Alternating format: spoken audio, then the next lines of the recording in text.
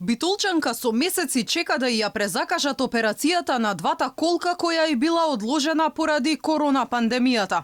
Оваа сторија што вчера ја објави Алфа за жената што со месеци живее со неиздржливи болки и моли за помош, ја разбранува стручната јавност. Доктори алармираат оти поради лошото менаџирање на кризата, пациентите се најдоа во многу незавидна ситуација.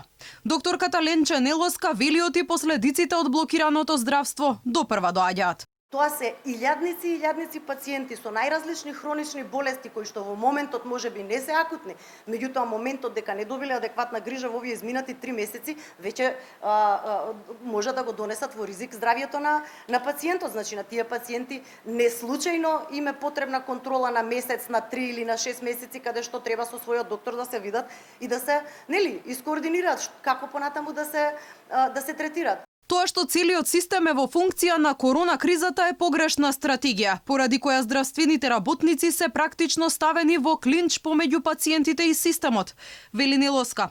При ваква организација докторите не можат да одговорат на потребите на пациентите, па се оставени во позиција да не знаат ниту каде да ги упатат, ниту како да ги утешат. Колку и да е голема таа бројка на ковид пациенти, уште е поголема бројката на овие луѓе кои што имаат потреба од други здравствени услуги. Дали се тоа диагностички процедури, дали се тоа третмани, значи нешто што во моментов не е ургентно и се смета за електива, меѓутоа се смета за електива, да речам, не знам, за месец, за два, не можете вие во бесконечност да ги одложувате нештата. Квалитетот на живот на луѓето е нарушен 100%. Што од влијанието на коронава, што од тие болести кои што не се адекватно згрижени, системот не одговара во смисла да им се помогне на тие луѓе, не знаат ни каде да се упатат и ние не знаеме каде да ги упатиме, нема каде просто.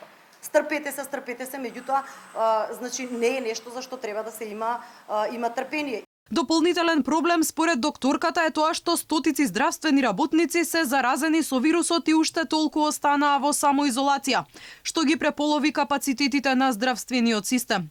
Во насока на надминување на проблемот од кој зависи животот на пациентите, Нелоска вели оти мора итно да се воведе двосменско работење на јавните здравствени установи, за да можат граѓаните повторно да ги добијат услугите за кои плаќаат давачки кон државата.